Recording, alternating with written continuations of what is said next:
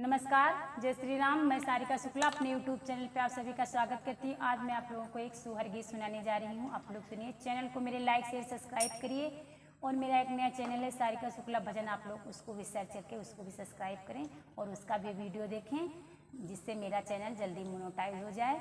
और मैं आप लोगों का धन्यवाद करती हूँ। आप लोग कमेंट में बताइए गीत आप लोगों को कैसा लगा है।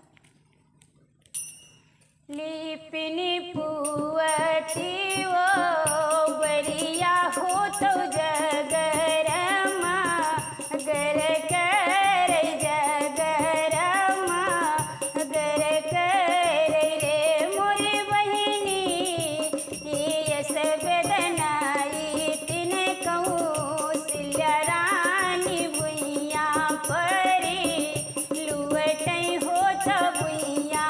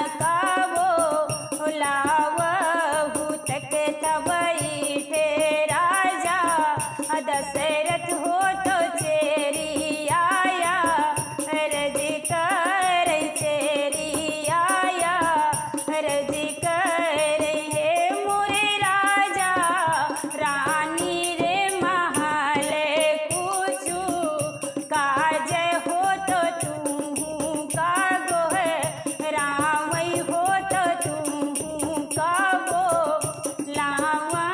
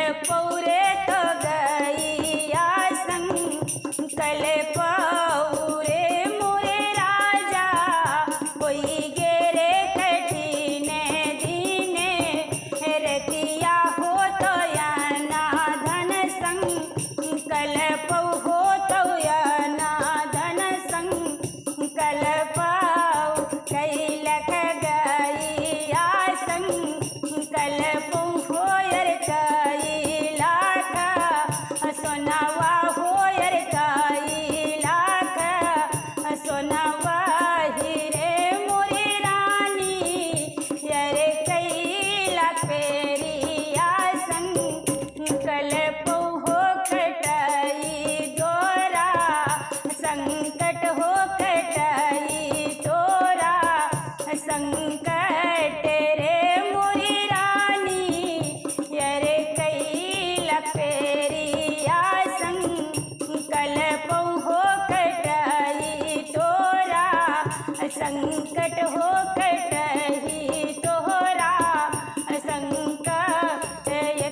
रख गई संकल्प होयर दूर